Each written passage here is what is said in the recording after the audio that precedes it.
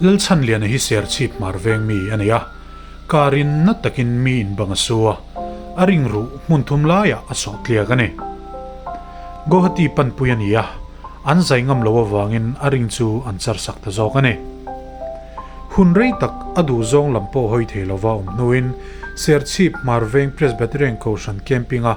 Bethel Ministry Speaker Frederick Lalrin di ka chong trai lain lalpan atidam ta ani min chuna atu soi an speaker in rinna a chuan endinge doctor da chuan poisa tam tak sengin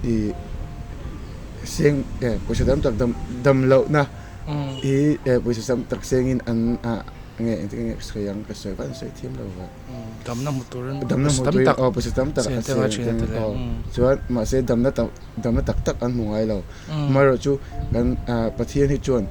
a thlon vekin ati dam thei ti kha ka ril ruwa a char kaming chu lal chan lian ania ser chip marveng a hian kan ko sa a car hian kan accident bang hi kan suwa ka unau pa ka zen thau nen hian nia a hnunga ka chuanga chuan kan sut lai tak pok a hra chuang lo nge chuan ka har cho chuan dam do ina ser chip dam do ina hian ka lo to a chuan aizol kan pan thanga la chuan chuan kan x-ray a doctor khan aring ru hi atiak ani hi antia heta chuan kan te lo an tia ko tia khan chuan kan zuk theng tha ko tia chuan kan x-ray ve ha kan tia mun thuma atiak an tia chuan zai kha tuma amai ro chu zai ai chuan checking ve ha kan nei vek no kan acher khongila adam thei mayang atia ma se kan chera chuan kan zuk check up a phel thei to amai ro chu indim lenga yang atia ma se ka kan ho chau nu rei fe nu apo ala dam tha thei lawa hoi po kala hoi thei lawa taksa ne no chu ka hei thei mi lawa chuan chumi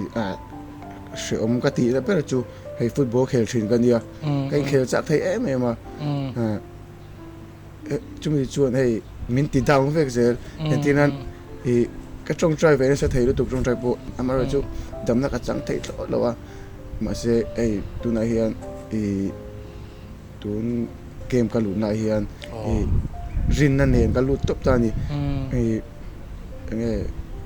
athu soi antik nimin chun tro nimin chuna athu soi an speaker in rin na a chuan endinge doctor da chuan poisa tam tak sengin seng poisa tam tak dam lo na poisa tam tak sengin an nge endinge sayang ka soi van soi thiam lo wa dam na motorin poisa tam tak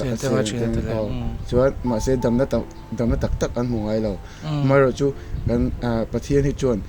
a thlon vekin ati dam thei ti kha ka ril ruwa a char chuan chuan kha en lo traya dam na aron en khan ke ma khan rin na ka ngai tok ta ni chuan pathian khoi na chui lo chang ta ro chang chau ta chuan nge nang ma taksa dang lam te nge ti nang ma in check nga lam bi tong try lai khan ke ma hi tin ti hian ka ti kol nga la amak ka ti tu ka ba se coloring helani chuan he hian ka hoi tin ka hoi ngal ta ama lu po ga te mi alo ti hei ti ba ke hoi ngal ro chung ta chuan ro po tro tin chuan tin ka hoi ngal dep sok ta ka thei ka lo wa chuan ni na ka pu ngal pathian in ti chak je sala tro dam na tuan tling ama oma lo dam chun zom ze lai lo chak thar ze don ne in khel thei te po be siang tro re no te khel thei to be siang